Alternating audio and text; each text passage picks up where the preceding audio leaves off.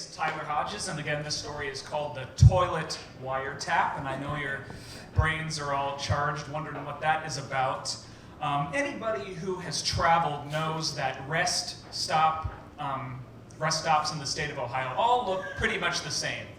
And I had one on the way from my 40-minute commute to work, and pretty much most every day I would stop and I would use the restroom there. And because they look the same in all these areas, it was comforting.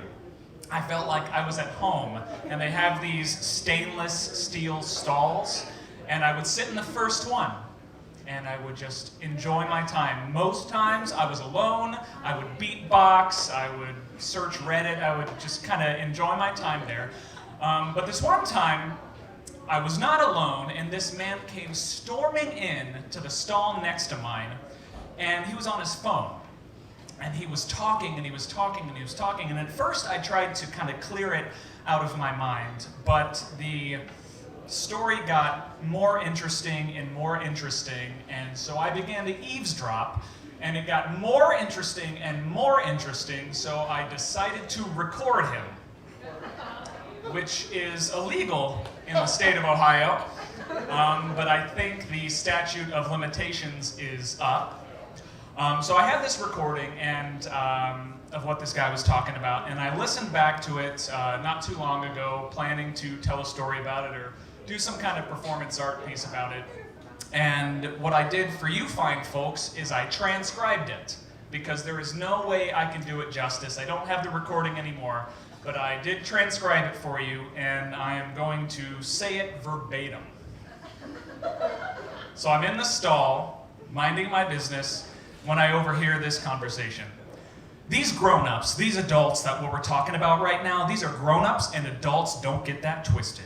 Don't think that they're kids automatically, because that's what I did, but they are grown-up adults, and the organization that is using them knows exactly who to back, that who will be a gang stalker. They know exactly where to go, who's too stupid, who won't ask questions, who's too stupid to give a fuck, who will believe anything, who will believe, oh yeah, that guy's a bad guy. We'll survey him and follow him, watch him, and harass him. Fuck, and in the meantime, they think they're doing it because of whatever they're told. Oh, the bottom line is that they're using it because they're harassing whistleblowers of corruption. They're harassing owners of businesses. They're not following and surveying real bad people. They're using the mechanism as a tool to basically dominate the area that they need to dominate at that time, or human research. So the medical community, the pharmaceutical community came to these fucking FBI, disgusting, filthy informant, fucking pig, fucking shit fucks, and these maggot anti-American fucking pieces of filth, CIA, MK Ultra people, and they were like, hey,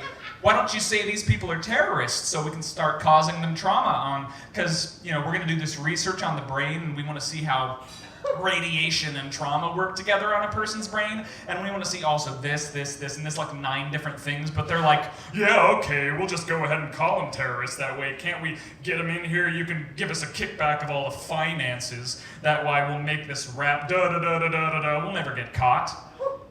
And the Department of Homeland Security signs off on it, and boom!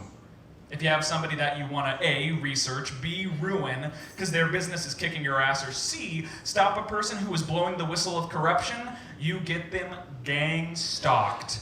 And there is an endless supply of stupid idiots out there who don't ask any questions, who will gang stalk you for gift cards. And they give gift cards to Giant Eagle, and they literally follow you around wherever you go. They follow you, and they have this communication team that's been trained by Lockheed Martin, and they use these communication systems to communicate with drones to man to car. It's a 3-point system, drone to man to car. It's dispatched through 2 wires and AT&T, and they use the 2-wire communication system, so they get in order on this 2-wire mechanism. I want to say it's a special router or something. But now it's Wi-Fi, and entire streets have this specific frequency running, and they're alerted. However, they're working on finding out how the alerts are coming out. We know that it's 2-wire, and we know that it is controversial. Now, as this is going on, I had reached the point where I had been there too long to stop. I had given some kind earlier, or just fidgeted around, and he did not get the hint. So I figured, well, now I know too much. I cannot leave.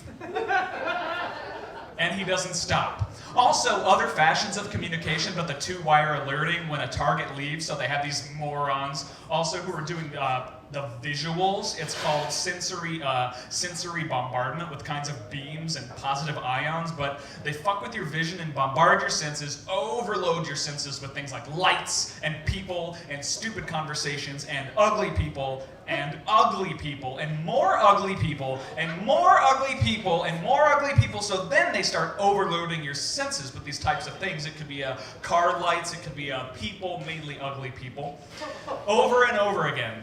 So they will typically use unattractive people. It's constant people involved in negative environment. You're supposed to be completely traumatized by this, so they can couple that research with the radiation and see how hard they destroy. The point of this is basically going back 30 years to people who started it and realized they could flush the rest of their lives and never have to come up with any answers, and endless amounts of idiots will gang stalk you because, you know, people are stupid and they use unattractive, stupid people to gang stalk you for gift cards. And he got up, he opened the door, and he walked out. And I'm left there thinking, the real WTF of this situation is he didn't wash his hands. Thank you.